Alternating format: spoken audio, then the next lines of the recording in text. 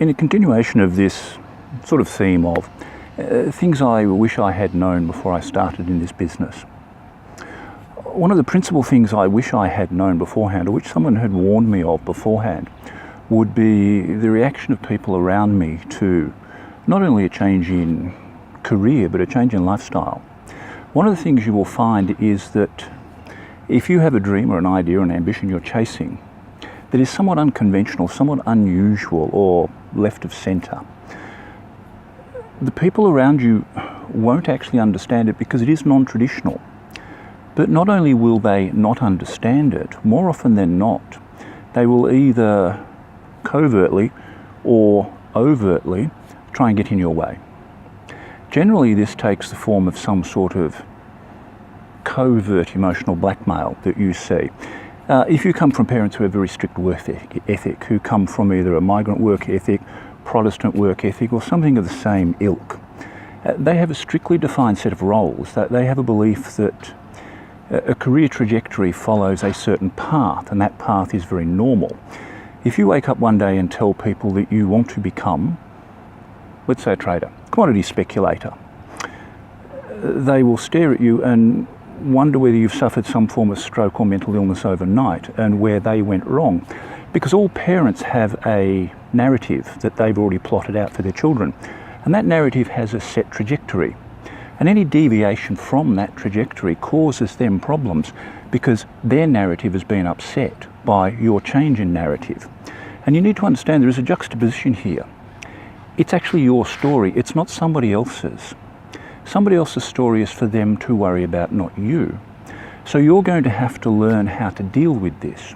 You're going to have to find a mechanism of support where you surround yourself with people who are like you, who've made a break from being ordinary, who've made a break from wanting to have a 9-to-5 job, a traditional career trajectory where you, I don't know, start work in the Commonwealth Bank at 18 and you retire at 65, they give you a gold pen and 2 years later you drop dead in your vegetable patch.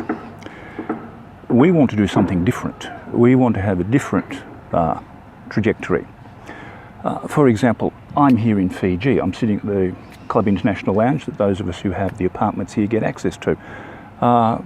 Yesterday evening I placed a series of trades on the Nikkei.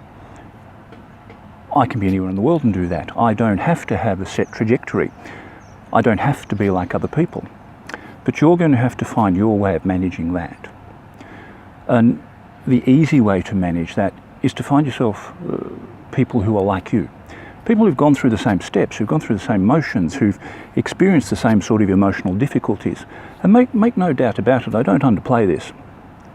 The movement towards being a trader of any sort, it doesn't matter what the instrument, what the time frame, what the mechanism, is a difficult one emotionally. And it is difficult because you will upset those around you, and there may come a point where they never understand what you do. My father never understood what I did. Right up until the day he died, he had no idea, nor did he want to really know. Because being a dyed-in-the-wool Yorkshireman, his idea of a career trajectory was that you went down mill at 14 and you worked there till you were 65, or you died of black lung beforehand. That was his view, and that was his worldview. You're going to have to work out how your worldview sits with other people.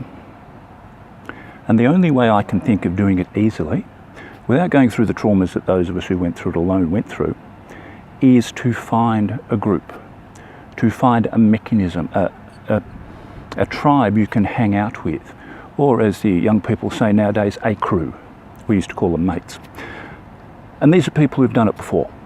They've followed that path, they've encountered all the obstacles, and they can offer you all the support you need.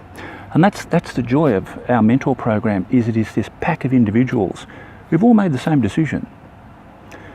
And that decision is that they don't want to be ordinary, that other people's lives are for them. They want something different, they want a different trajectory. They want to do what I'm doing now, which is sitting here in Fiji in the sun, having escaped the Melbourne winter. But, and it is a but and it is always a but, you will need to find a group to support you. You will need to find a group that closes in around you when things go wrong. And the only way I can think of you doing that, unless you're willing to spend 20 years working it out for yourself and forming your own group, is to join one that's already established.